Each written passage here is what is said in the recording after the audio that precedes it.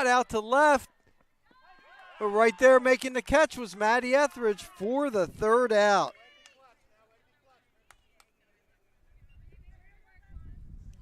So a nice job by Maya Casey pitching out of a real big jam in that first inning. No runs on 1 hit and 3 left on base. We're scoreless through 1.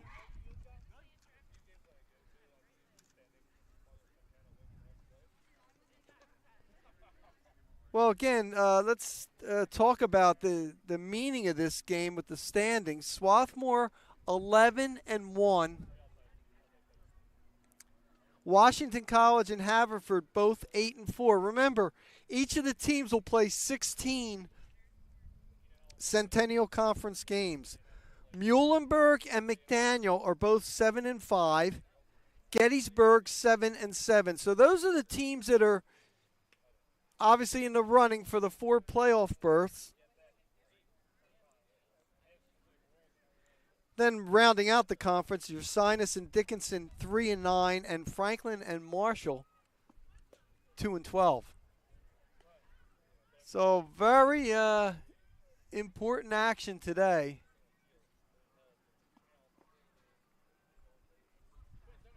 And you know what's interesting about this?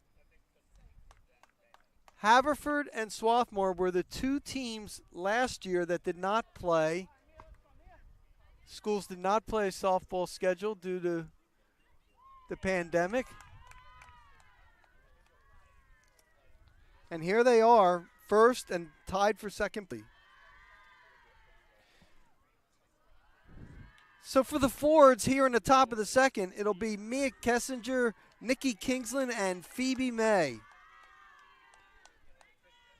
Kessinger batting .347.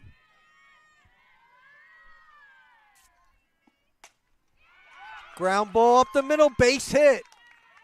Hastings gets it in quickly. So Kessinger is a leadoff base runner.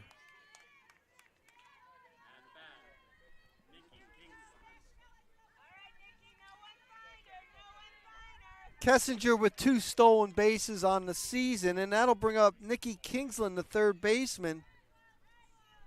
She's batting .265.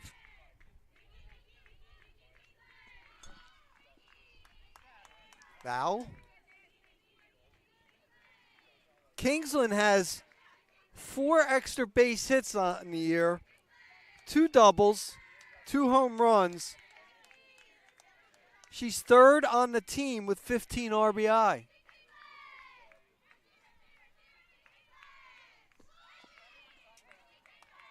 Bunts it foul again.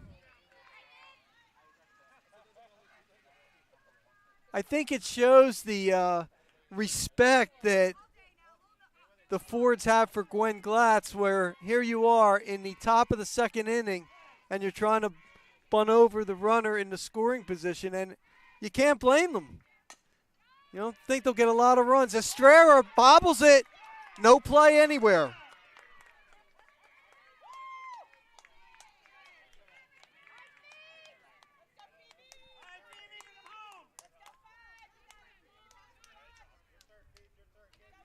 So that was ruled an error. So now runners at first and second, and Phoebe May batting .282, the designated player, and I wouldn't be surprised to see a bunt here. We'll see how. Yep, here it goes.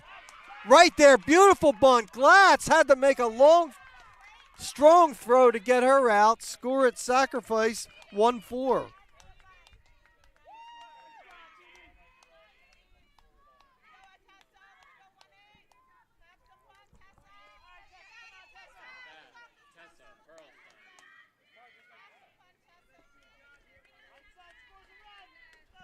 Tessa Pearlstein up the bat now.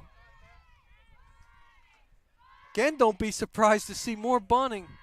She wasn't showing bunt there. Tessa with 10 hits on the season. Estrella is playing back. So is Emily Bertrand at first. Grounder, hurrah! She's coming home. And the tag is out. So the Garnets playing the infield up, and it pays dividends right there. Another fine defensive play by Laura Harai, and a good tag that time by Cassidy Chung.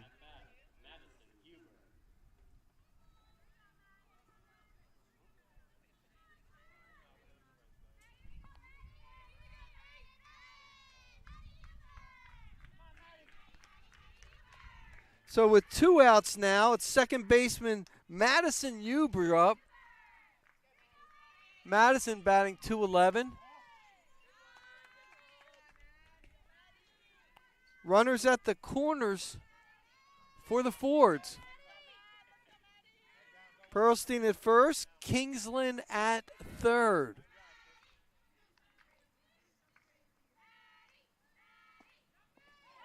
Oh, that ball gets by and coming home for the first run. Now they'll go the third.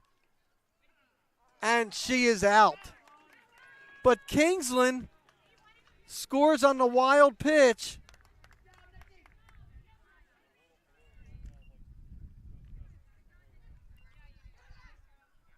So the Fords take a 1-0 lead. Kingsland scoring on the wild pitch. Pearlstein out at third base, 2-5. Lost in all that was the nice throw by Chung to get her out. You know, we said it was supposed to rain later this afternoon. A few drops falling right now.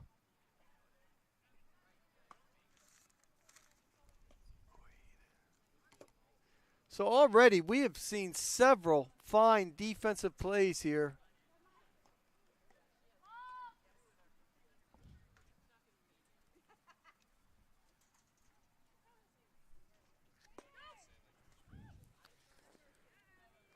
For Swarthmore, it'll be Sam Hastings, Emily Bertrand, and Cassidy Chung.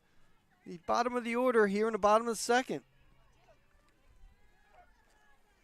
Of course, Swarthmore riding a 6-game winning streak.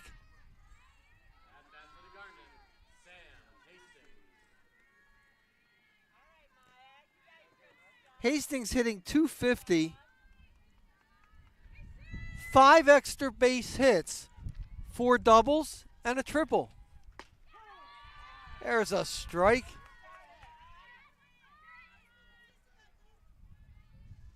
Swarthmore had Maya Casey on the ropes in the first inning, loaded the bases, but she got out of it unscathed. There's ball 1.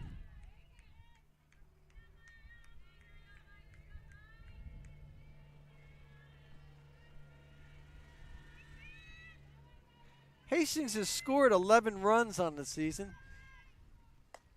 Outside, ball 2. I'll tell you, Casey has such great movement on those pitches. Even the ones that go way out of the strike zone, sometimes they are tough to lay off. Gets the inside corner for strike 2. It's 2-2.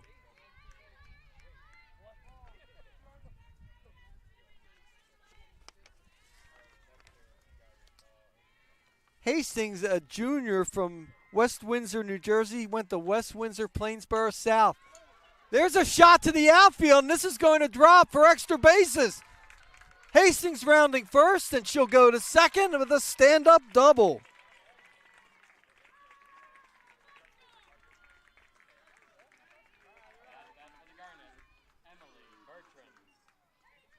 Fifth double of the season for Sam Hastings. And she is a leadoff base runner here as Emily Bertrand's up. Emily batting .309. That one just misses the inside corner for ball 1.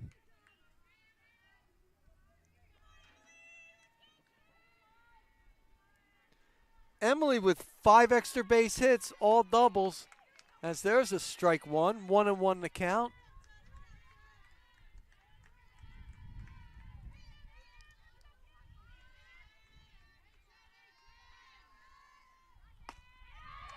Couldn't catch up to that, and that's the pitch we were talking about. It was a little out of the strike zone, but it's so hard to lay off. That high heater. Did a good job by getting a piece of that one.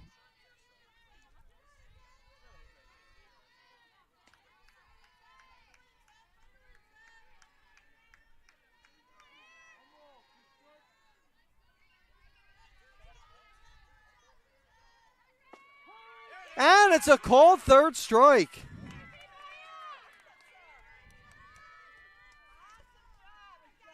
That is the first strikeout of the game for Casey. And that'll bring Cassidy Chung up. Strikeout number 54 on the season.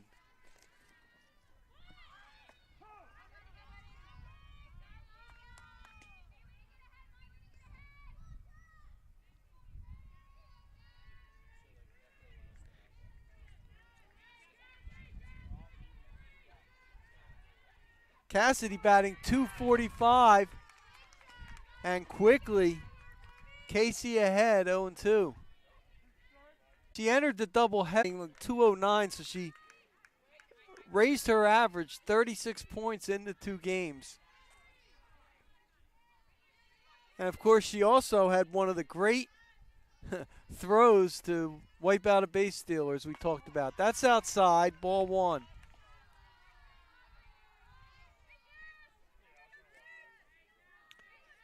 Hastings the runner at second, 1 down. Haverford up 1-0. That ball will. Melissa Finley to get that ball to stay in.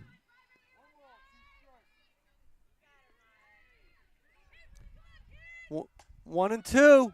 Pop up, will that let? No, Oeda again making the play.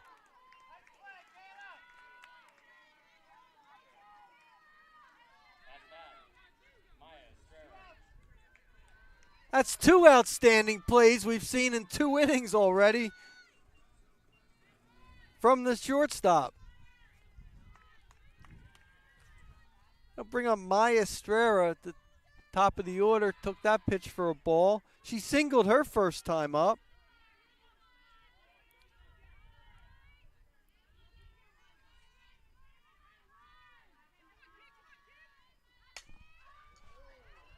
Long drive, that's in. That's going to be extra bases.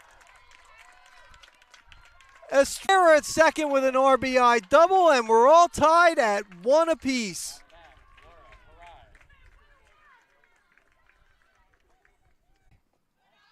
Low ball. Estrella going to third, and she gets there on time.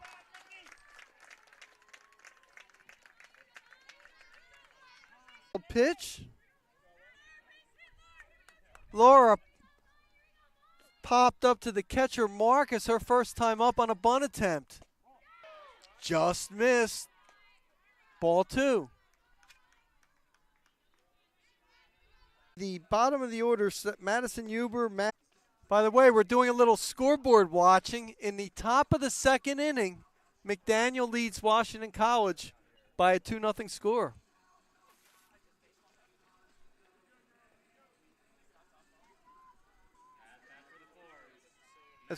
As we mentioned, Washington College is tied with Haverford for an 8-4 record, tied for 2nd place. McDaniel very much in the running too at 7-5.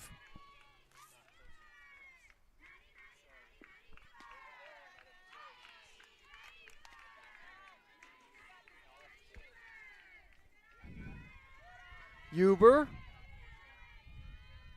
batting .211, has provided some excellent defense at second base.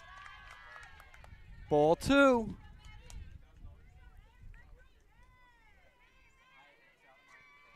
Again, you don't want to walk. She's the number 8 hitter.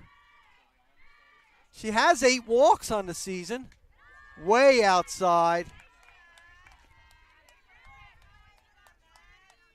And you know that Kate Gaddy's giving her the take sign, at least on this pitch, if not more.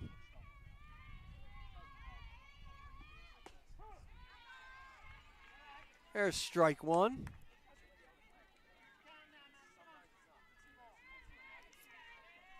Gwen Glatz has not walked anybody yet in this game, nor has she struck anybody out.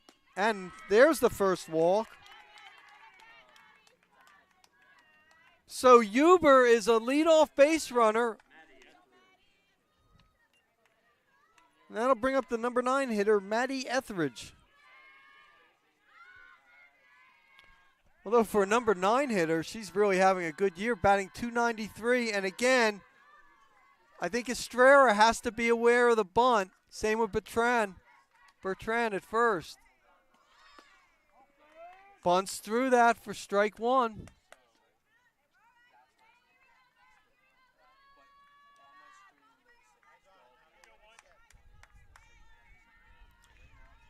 Kayla Ueda, the leadoff hitter, on deck. I think she's bunting here again, and yep, she is. That's foul. 0-2.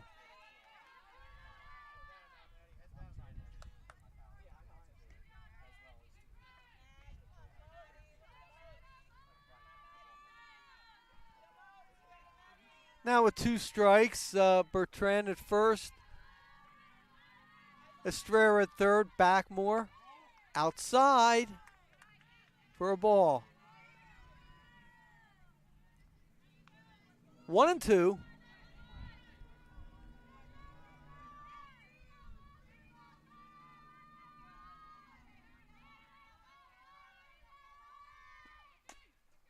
Grounder foul, stays alive. Pretty tough pitch to stay alive on, too.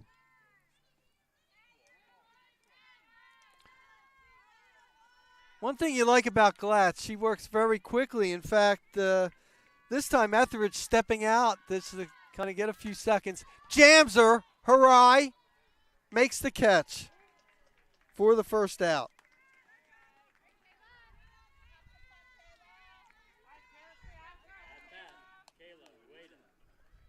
Kayla Ueda, who's made some great defensive plays already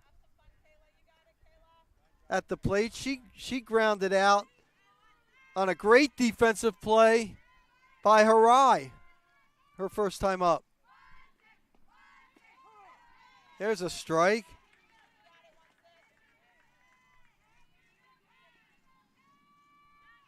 She's now batting .382.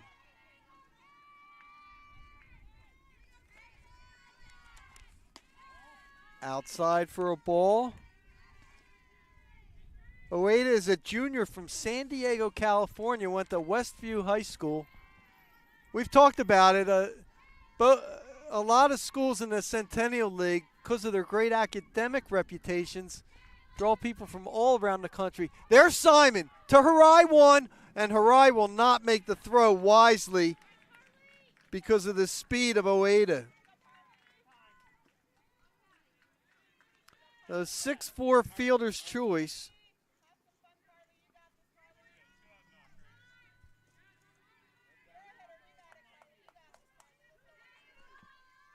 You have to watch Ueda at first base. She has 6 stolen bases.